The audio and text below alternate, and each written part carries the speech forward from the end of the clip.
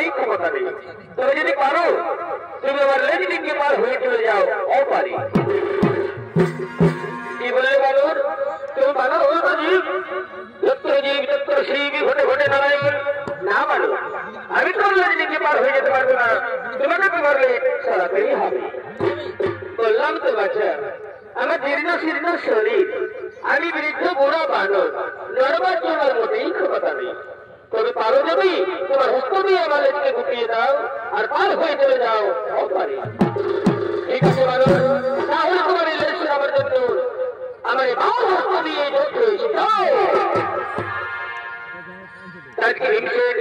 তার বাম হস্ত দিয়ে চেষ্টা করে দেখছে হনুমান লেজ সরাতে পারবেন কিনা।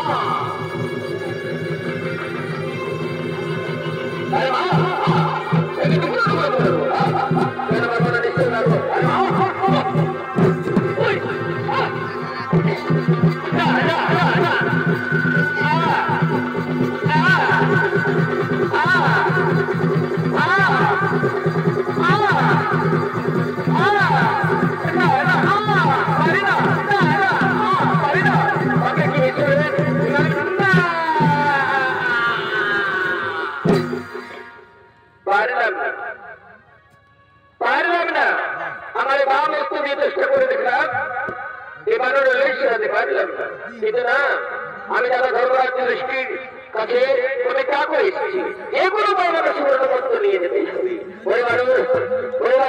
এরপর আমার শরীরের সমস্ত শক্তি আর দুই বাহু দিয়ে দেখতে পারো আমি তো লেজ সরাতে পারি কি না। দেখতে পারো, কেন পারো না?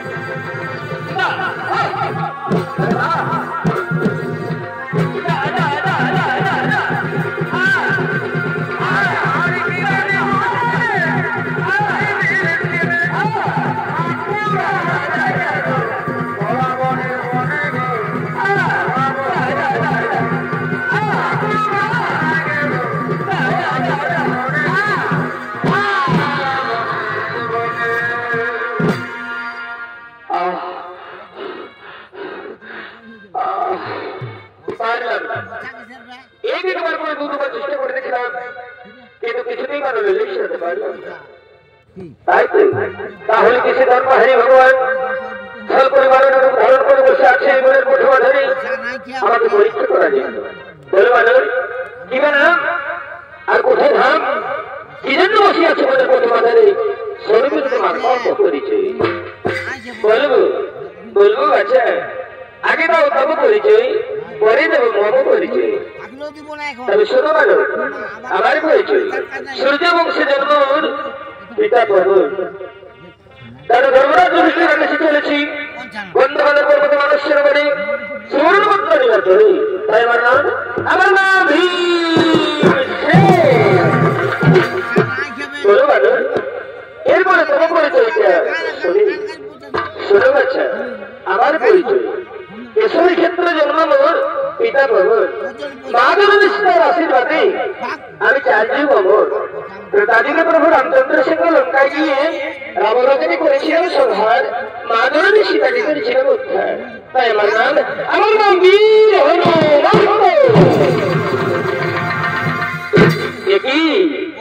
একই আশ্চর্য কথা শোনালে বানর, তুমি অসি ভবনানন্দ আর আমি হচ্ছি ভবনানন্দ। তাহলে তুমি তোমার অপ্রজ সম্পর্কে তুমি আমার দাদা। বলি দাদা, আমি তোমাকে না চিনতে পারি বলি কন্যায় কথা বলেছি দাদা। তার জন্য তুমি আমাকে ক্ষমা করে দিও দাদা, তার জন্য তুমি আমাকে ক্ষমা করে দিও। ভাই, এবারের মতো আমি তোমাকে ক্ষমাই করে দিলাম। বলি দাদা, আরেকটি কথা তোমাকে জিজ্ঞাসা করি। বলো তো দাদা, সত্যিকার তুমি যদি সেই তাদের বীর হনুমান হয়ে থাকো, লঙ্কায় গিয়ে রাবণকে করেছিলে বল, মা জননী সীতাকে করেছিলে উদ্ধার। আমি সেই দাদাদিগের রূপটি দেখতে চাই দাদা, তুমি মনের আনন্দে সঙ্গে মাঝে দেখিয়ে দাও। হ্যাঁ ভাই, আমি তো দাদিগের রূপটি দেখিয়ে দিচ্ছি, তুমি মনের আনন্দে দেখিয়ে না।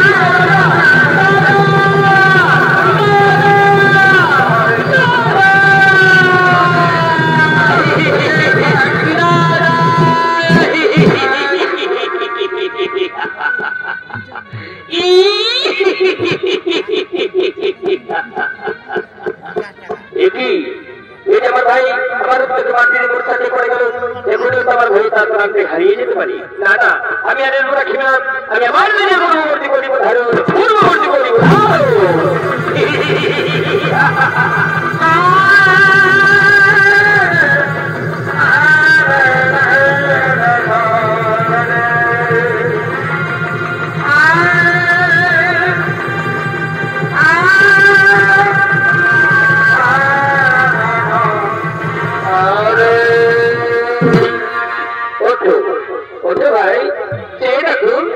আমি আমার নিজের পূর্ববর্তী করিয়াছি কারণ এর তোমার নাই তো পারো একই দাদা একটু আগে ছিল সরকারি মস্তক আর পাতালেতে লেট এরূপ রেখা লজ্জা দিনে মরি দাদা এরূপ রেখা লজ্জা দিলে মরি বলো দাদা আমি যাবো বন্ধবান্ধব পর্বতে মানুষ সরোবরে কোন পথে গেলে পৌঁছিতে পারবো দাদা ওই মানুষ সরোবরে শোনো ভাই উত্তর পথে করিও গমন দেখবে বন্ধবান্ধব পর্বত মানুষ সরোবরে রয়েছে সুন্দর করতে কোনো সত্য আমি তোমাকে আশীর্বাদ করলাম তুমি মনের আনন্দে চলে যাও হ্যাঁ দাদা আমি তো যাবো ঠিকই তবে কোনোদিন যদি বিপদে পড়ে যায় আমাকে কিন্তু করে দিও রক্ষা হ্যাঁ ভাই যাদের পড়বে বিপদে আমাকে করিও সরল আমি তো মনের ইচ্ছা করিব